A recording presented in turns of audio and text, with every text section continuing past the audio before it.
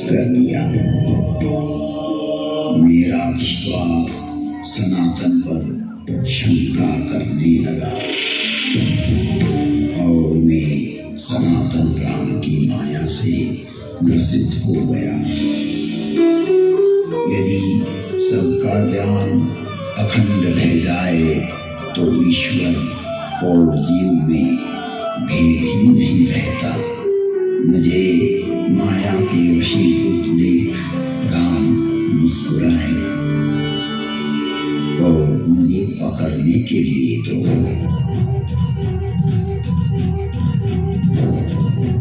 तब मैं वहां से उठकर भागा तो राम ने अपना हाथ बढ़ाया। मैं सातों ऊर्ध्व लोकों में भागा। गुलोक, भूर्वलोक, स्वरलोक, महरलोक, जनलोक, तपलोक एवं सत्यलोक तथा सातों अधोलोकों में भी गया। अतल, वितल, नितल, गभस्तिमान, महातल, सुतल एवं पाताल लोक तक गया। फिर ब्रह्मलोक को पार कर जहां तक मेरी गति थी मैं गया, पर राम का हाथ मेरा पीछा कर रहा था। राम के ईश्वरत्व पर शंका करने से मेरी मति भ्रमित हो गई एवं मेरी चित्तवृत्ति संशय को स्थान दे बैठी। भागते भागते जब मेरी बुद्धि थक गई और मुझे तीव्रतम विश्राम की प्यास जगी तो मैंने अपनी आंखें बंद कर ली। मैंने उसी चित्त की तीव्रता को विश्वास में स्थित कर दिया। जब चित्तवृत्ति स्थिर हुई तो मैं पुनः अवधपुरी पहुंच गया। यह चेतसिक अवस्था का एक रहस्य है। मुझे मोह से ग्रसित देख राम विमोहित करने वाली मुस्कान से मुस्कुराए और उनके मुस्कुराते ही मेरी अंतःकरण की चेतसिक अवस्था से मैं राम के मुख में प्रवेश कर उनके पेट में चला गया। मैंने उनके पेट में बहुत से ब्रह्मांडों के समूह देखे।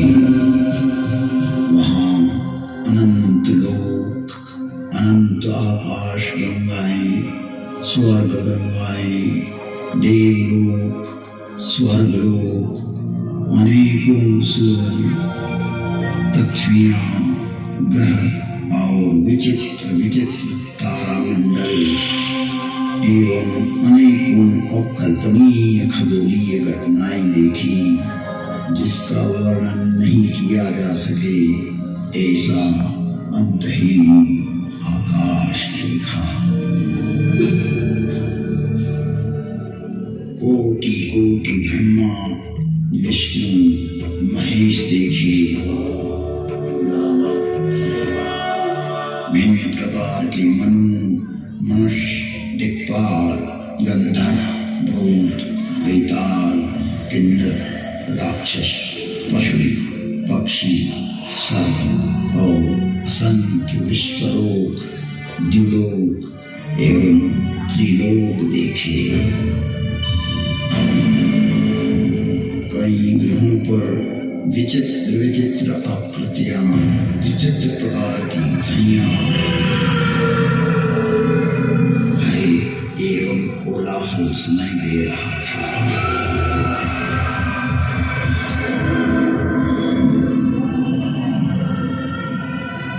कई ग्रहों पर ज्वालामुखी फट रहे थे और दोनों जगह क्षण क्षण प्रलय की प्रक्रिया चल रही थी। कई जगह अनेकों सृष्टियों का सृजन चल रहा था। कई नए सूर्यों का प्रादुर्भाव हो रहा था।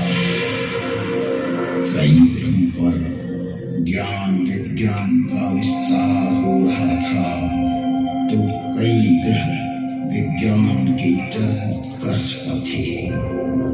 कहीं सतयुग त्रेता द्वापर तो कहीं कलयुग देखा। संताप में जलते हुए कहीं नरक देखे, तो कहीं संतोष से ओतप्रोत स्वर्ग भी देखे। राम के पेट के अंदर हर पल हर क्षण कई सृष्टियां उत्पन्न होते हुए, पल्लवित होते हुए और विलय होते हुए देखी। वहां के देवों का स्वरूप भी अलग था। दशरथ कौशल्या सहित सभी भाइयों को भी देखा। सभी का स्वरूप अलग था, पर राम को मैंने दूसरा नहीं देखा। प्रति ब्रह्मांड राम वो ही के वो ही देखे। इस प्रकार मानो 100 कल्प बीत गए। अपनी आंतरिक स्थिति में स्थित होने के लिए मैं अपने आश्रम में गया और कुछ काल मैंने अपनी स्थिति को स्थिर करने में वहां बिताया। जब मेरे अंतःकरण की स्थिति स्थिर हुई तो वहां भी राम जन्म का समय वर्तमान था। मैंने प्रेम निमग्न होकर प्रसन्नता के साथ राम जन्मोत्सव का अनुसंधान किया।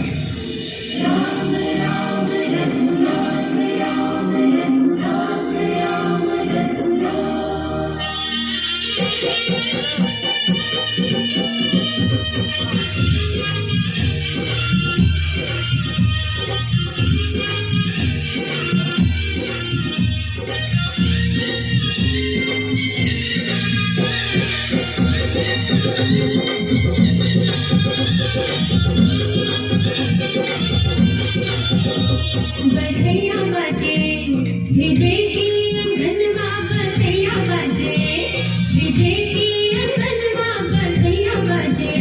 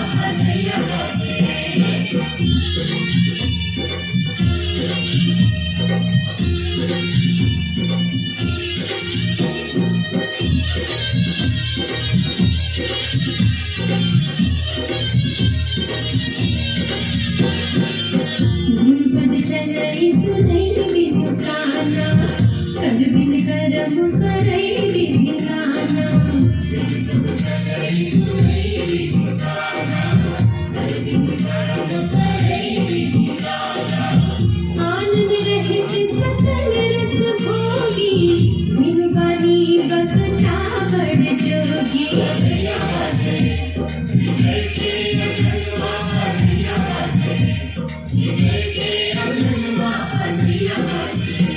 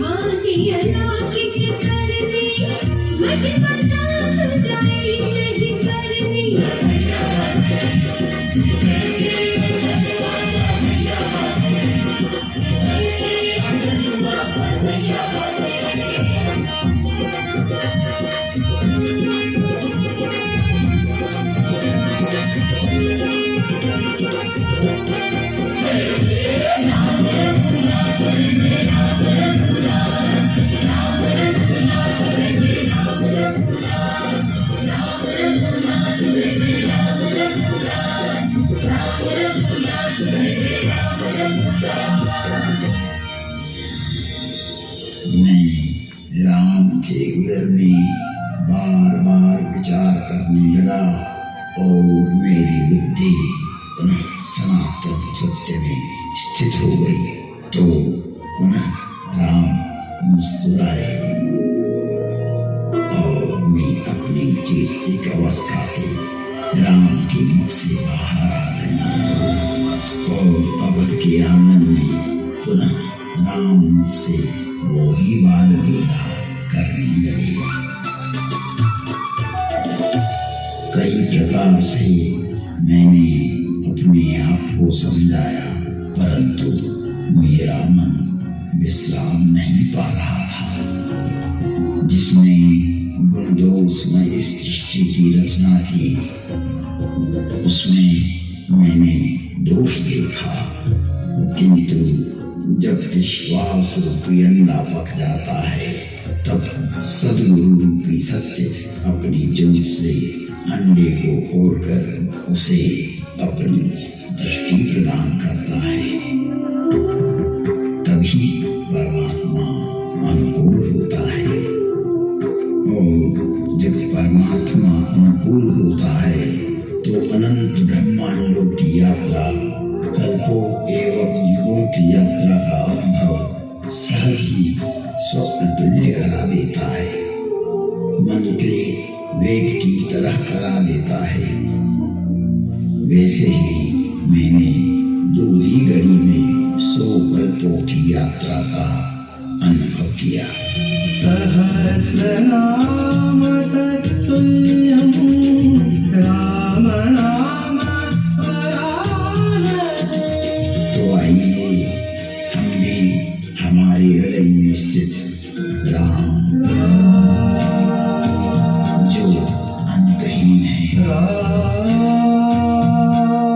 उसका भाव, श्रद्धा और विश्वास के साथ अनुभव कर अपने सनातन सत्य को पहचाने एवं अपने हृदय को सनातन राम की व्यापकता का बोध कराए। राम अनंत हैं, उनके गुण भी अनंत हैं और उनकी कथाएं भी अनंत हैं। इसलिए जिनके विचार सनातनी एवं निर्मल हैं, वो इस वर्णन को सुनकर आश्चर्य नहीं करेंगे, क्योंकि यह तो जिसने खोजा उसने पाया। लोकाभिरामं श्रीरामं भूयो भूयो नमाम्यहम्। जिसका अंतःकरण ही प्रमाण होता है, और यदि विश्वास हो तो अनुभव भी होता है, क्योंकि सत्य की खोज में असफलता को कोई स्थान नहीं होता, और विश्वास के बिना अस्तित्व समझा नहीं जाता। बिना विश्वास के भक्ति नहीं हो सकती, और विश्वास के बिना राम द्रवित नहीं होते। राम की कृपा के बिना जीव कभी भी विश्राम प्राप्त नहीं कर सकता। तुम त्रिभुवन गुरुवेद बखाना, आन जीव पावर का जाना। विश्वनाथ ममनाथ पुरारी, त्रिभुवन महिमा विदित तुम्हारी, विदित